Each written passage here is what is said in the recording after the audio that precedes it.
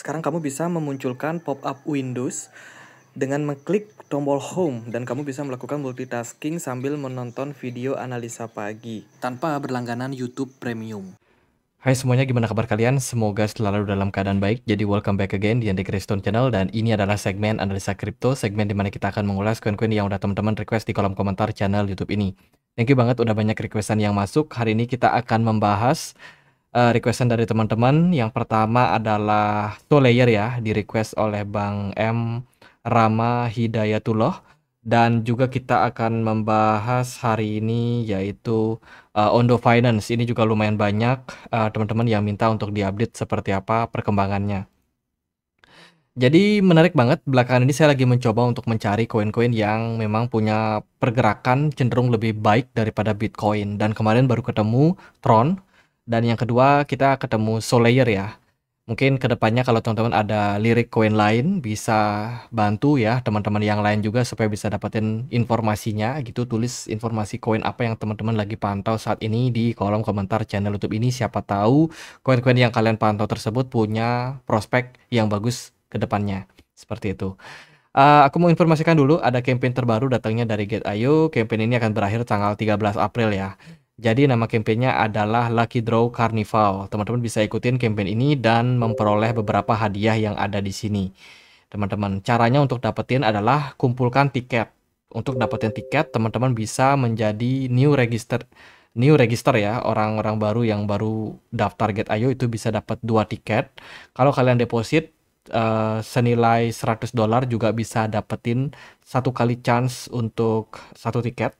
Kemudian berpartisipasi dalam launch pool dan juga melakukan spot trading itu juga bisa mendapatkan reward. Jadi kumpulin tiket sebanyak-banyaknya, teman-teman bisa dapetin hadiah yang ada di sini. Nah, untuk launch poolnya apa? Ada token NUMI. Teman-teman bisa ikutin dengan staking USDT kalian. Nanti akan dapat APR sampai 42% berupa token NUMI. Gitu. Carinya di menu launch pool di sini, launch pool ya. Buat yang belum punya Gate.io, silahkan cek link yang ada di kolom deskripsi video ini.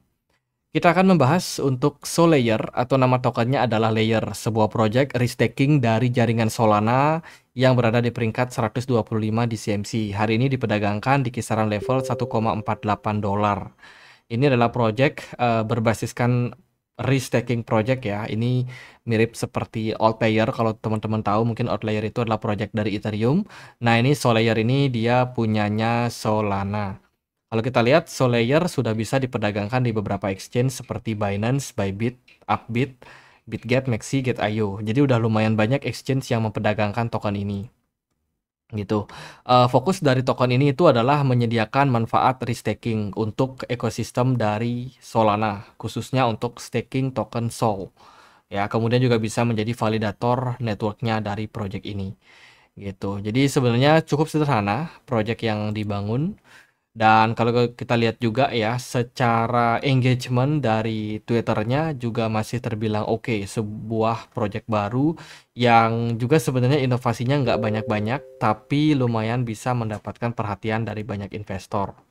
Ini platformnya, teman-teman bisa depositkan Sol kalian untuk mendapatkan melipat gandakan Solana yield ya, yang lumayan di sini tercantum sampai 9,71%.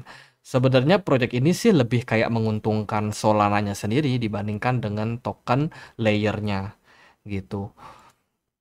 Belakangan ini performanya secara historical sebenarnya terus mengalami penurunan sejak 7 hari terakhir. Kalau kalian perhatikan secara volume di app Radar teman-teman bisa pantau ya, di mana volume dari Solayer sendiri ini sebenarnya mengalami penurunan. Kalau kita lihat sejak dia awal rilis, ini saat ini berada di posisi yang terbilang rendah seperti itu untuk sebuah platform DeFi. Artinya adalah jangka pendek, adopsi dari project ini tuh sebenarnya lagi dalam posisi yang terus melemah gitu.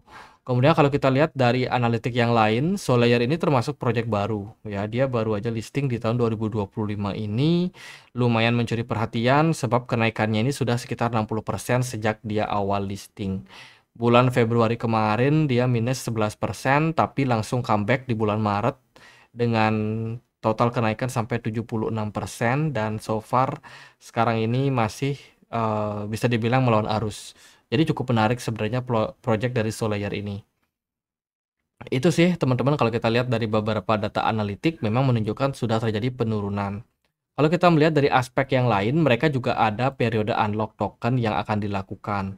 Tanggal 15 April nanti akan ada unlock sekitar 4,82%. Ini cukup mengkhawatirkan juga sih untuk project layer kedepannya seperti apa. Karena kalau kita lihat dari periode sebelumnya, layer ini sudah pernah unlock pertama kalinya itu di Februari tanggal 11. 2025. Dan kalau kita lihat memang secara impact itu tidak terlalu berdampak kepada harganya. Justru harganya makin lama justru makin mengalami kenaikan. Kalau kita lihat lebih detail pada tanggal 15 nanti itu mereka akan ada unlock lumayan besar sih kalau kita lihat ya. Kalau di data dari CryptoRank ini justru dia terdeteksi unlock tokennya setiap hari teman-teman. Setiap hari ada unlock token sekitar 0,05%. Sebenarnya nggak kerasa ya. Ini untuk community insentif, sorry. Ya itu, dan kalau kita lihat dari data CMC-nya, ini akan ada unlock lumayan besar 4,8%. Dengan total alokasi, sorry, ini alokasinya ini adalah untuk airdrop, kemudian untuk foundation, dan juga untuk ekosistem. Oke, berarti ini token airdrop. Kalau teman-teman mungkin pernah nonton video kita pembahasan tentang Outlayer, itu sebenarnya banyak token unlock dan kurang lebih tokenomiknya mirip seperti Solayer ini. Jadi wajib teman-teman waspadai. Oke, kita akan membahas sekarang tentang chart dari layer. Karena kalau teman-teman mengatakan ini adalah proyek yang cukup menarik, sebab di kala pergerakan Bitcoin ini mengalami penurunan seperti saat ini, layer ini justru beda sendiri. Trennya masih terbilang uptrend sejauh ini dan menjadi salah satu dari beberapa koin yang performanya sangat bagus. Nah, kalau kita lihat secara tren, layer punya area resistance kuat di kisaran 1,6 dolar. Secara tren kita melihat dia masih dalam posisi uptrend. Selama layer belum turun di bawah dari 0,35, selama itu trennya masih akan terbilang oke. Tapi untuk beberapa teman-teman yang mungkin sudah mempelajari technical analysis, saat ini pasti sudah mulai mengantisipasi kondisi yang terjadi saat ini, yaitu adanya potensial yang namanya rising wedge pattern. Jadi ini merupakan sebuah pola yang ya bisa dibilang cukup berbahaya untuk mereka yang memang melihat ini sebagai potensial pembalikan arah ya. Jadi rising wedge ini sering muncul di puncak rally atau bisa juga sebagai level continuation atau sebuah pola kelanjutan fase penurunan gitu. Dan kalau kita lihat memang secara tren ini cukup berkorelasi. Jadi alih-alih jangan FOMO ya, alih-alih naik nanti harganya bisa turun. Maka dari itu jangan FOMO di koin-koin seperti ini, apalagi kalau kita lihat dari datanya langsung, secara data on-chain, secara pertumbuhan, user, volume, itu sudah mengalami penurunan untuk uh, Solayer ini, apalagi ada unlock token. Kenapa harganya bisa sebaik ini? Sejauh ini sih kalau kita melihat memang pertama supply dari Solayer ini belum terlalu banyak. Bayangin supply-nya itu cuma 210 juta token saja, sementara yang total beredar itu sekitar 1 miliar. Artinya kan ini baru sekitar 20% saja gitu. Jadi sebagai sebuah koin baru juga ini masih terbilang hype sejauh ini. Jadi karena belum ada periode unlock token yang besar, ya bisa dibilang harganya masih cenderung baik. Seperti itu. Mungkin juga faktor yang lain adalah karena investor juga masih banyak yang disimpan dananya di sini. Jadi mereka ini baru akan ada unlock secara bertahap untuk investor itu di periode bulan Januari 2026. Jadi investor-investor awal dari proyek ini itu masih harus menahan diri untuk jual tokennya. Mereka harus simpan dulu token ini ya sampai nanti periode token unlocknya masih terbuka untuk mereka gitu. Jadi untuk sekarang ini yang kebagian unlock token itu cuma dari airdrop ya dan juga dari foundationnya saja gitu. Sementara untuk investor-investor awal ini memang masih harus di lock. Jadi selling pressure-nya sebenarnya belum terlalu keras. Cuman kalau dari saya sendiri lebih kayak wanti-wanti aja buat teman-teman. Apalagi kondisi dari market Bitcoin juga masih cenderung tidak stabil. Bitcoin dominance terus mengalami kenaikan. Jadi agaknya untuk altcoin harus diwaspadai adanya potensial penurunan seperti ini. Ya, andai kata kalau dia turun di bawah dari 1,35 dolar, potensi penurunan bisa ke 0,92 dolar. Cukup dalam, bahkan bisa ke 0,77 dolar. Itu sejauh ini sih itu yang kita bisa lihat. Ingat ini masih potensi, belum tentu terjadi. Tapi andai kata kalau memang beneran terjadi, teman-teman at least sudah tahu antisipasinya seperti apa. Ini masih ada potensi untuk sekali lagi retest mungkin ke new all time high-nya di kisaran 1,7 dolar ya. Jadi ada potensi naik, tapi kemungkinan dia buat turun itu agaknya lebih besar. Itu aja buat Solayer. Next kita akan membahas Ondo Finance. Ondo Finance hari ini diperdagangkan di kisaran level 0,67 0,65 dolar ya. Sejauh ini Ondo Finance sudah turun, bahkan dalam sebulan terakhir turun 25%. Dia udah melewatkan golden price-nya di kisaran 1 dolar, level yang sebenarnya sangat-sangat menarik untuk Ondo Finance. Tapi sayang sekali memang karena kondisi market yang sangat negatif ya, ada perang pajak dari makroekonomi dan market kripto juga meresponnya negatif. Ya, Ondo Finance juga bisa dibilang akhirnya merosot juga secara value atau secara harganya. Kalau kita lihat dari analitik, memang 3 bulan terakhir Ondo Finance ini terus mengalami penurunan yang lumayan signifikan. Sebelumnya dia turun 33%, kemudian 21%, dan sekarang ongoing ke belasan persen. Gitu. Jadi masih harus ya sabar buat teman-teman mungkin yang ada pegang tokennya. Sejauh ini sih proyeknya masih tetap running. Mereka adalah salah satu proyek real world asset yang bisa dibilang paling menarik sejauh ini dibandingkan dengan proyek-proyek yang lain.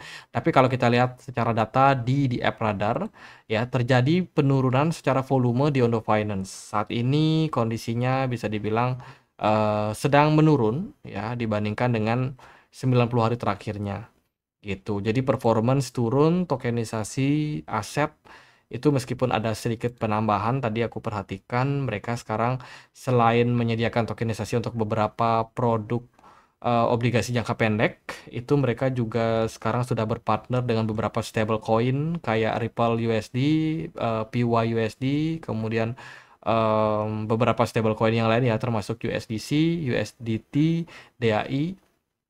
Yang mana di sini menyediakan lending, teman-teman, layanan lending, borrow and lending ya untuk beberapa aset tersebut. Sehingga Wheels pun juga bisa untuk minjem di sini kalau mereka memang punya jaminan untuk tokennya. Selain itu juga proses tokenisasi dari Ondo Finance sekarang sudah masuk ke beberapa perusahaan saham di Amerika Serikat. Perusahaan teknologi ya, termasuk juga tokenisasi untuk Tesla. Ini juga sudah dilakukan, kemudian juga ada iShare Core S&P 500 ETF dari BlackRock. Itu kemudian juga ada tokenisasi untuk Nvidia on NVDA stock ya. Terus juga ada beberapa produk dari BlackRock lain termasuk juga Core US Aggregate Bond ETF. Jadi beberapa produk tersebut sudah mulai masuk ke tahap tokenisasi dari Ondo Finance. Jadi sebenarnya secara project Ondo Finance ini terus grow, terus berkembang. Ya, tapi memang karena kondisi dari bear market sentimennya masih cenderung negatif sejauh ini. Holder dari token ini pun juga sudah banyak yang out sampai 86%. Artinya investor-investor lamanya Ondo ini juga pada mulai buang barang. Semua itu juga bisa diperparah dengan periode unlock token pada Ondo ya. Meskipun kalau kita lihat secara realita Ondo baru akan ada unlock besar lagi di tahun depan, tahun 2026. Jadi cukup lama lah. Jadi kalau teman-teman ada yang pegang token Ondo sejauh ini setidaknya terhindar dari potensi unlock token, cuman sentimen negatifnya justru datang dari market Bitcoinnya yang cenderung crash ya, yang cenderung drop. Itu sih secara berita. Kalau fundraising mereka nggak ada lagi ya di tahun 2025 ini. Udah cukup nih, udah dapat beberapa dana juga kemarin dari Get.io, dari CoinList, Kemudian ada Pantera, Wintermute juga yang sudah invest dari 2022 ya di project ini. Itu sementara ini untuk grup-grup baru yang invest di Ondo belum ada yang masuk kembali, teman-teman. Jadi dari beberapa data tersebut sih bisa teman-teman pertimbangkan juga ya. Jadi secara project tokenisasi mereka tetap running, cuman secara investor yang masuk udah nggak terlalu banyak lagi ke Ondo. Justru banyak holder-holder tokennya yang udah mulai jualan. Seperti itu. Oke, gimana pergerakan harganya? Jelas Ondo Finance sudah turun, saat ini masih tetap konsisten bergerak di dalam yang namanya descending channel. Overall dia running turun ya, dia udah breakdown dari golden resistance kuat di kisaran $1 ya, udah ditembus. Dan kemarin juga sempat bertahan sideways di kisaran 0,85, sempat sedikit naik ke 0,95, nggak berhasil dipertahankan dan akhirnya turun sampai harga saat ini yaitu di $0,71. Volume perdagangan cenderung turun sejak Februari 2025, smart money juga masih tergolong kecil sejauh ini. Di time frame 4 jam, pergerakan dari Ondo Finance masih dihantui oleh seller ya. Sejauh ini belum ada indikasi solid untuk reversal pattern. Jadi teman-teman next target untuk Ondo adalah resistance balik di kisaran 0,85 ya, dengan kemungkinan masih bisa retest ke level tersebut. Andai kata kalau level tersebut berhasil ditembus, maka next target mungkin bisa ke $0,96 ya sebagai target resistance berikutnya. Namun sejauh ini sih menurut saya ini masih sangat-sangat ya kurang begitu oke ya. Volume smart money-nya juga kecil, transaksi juga kecil, market juga cenderung masih belum terlalu oke sejauh ini. Gitu. Jadi buat teman-teman yang mungkin pegang Ondo bisa di staking, better di staking dulu aja. Apalagi kalau teman-teman memang sudah lost lumayan banyak. Gitu. Ini masih sangat oke sampai nanti di tahun depan. Cuma kalau udah dekat-dekat bulan Januari 2026 itu udah harus hati-hati sih karena akan ada periode pembukaan unlock, bisa jadi menyebabkan kekhawatiran pada marketnya. Itu aja sih paling buat Solayer dan juga Ondo Finance. Thank you banget teman-teman yang udah ngasih ide ya. Dan kita punya komunitas juga di Telegram buat teman-teman yang pengen join di komunitas kita. Linknya ada di kolom deskripsi. Sekian aja akhir kata saya Andre. Makasih.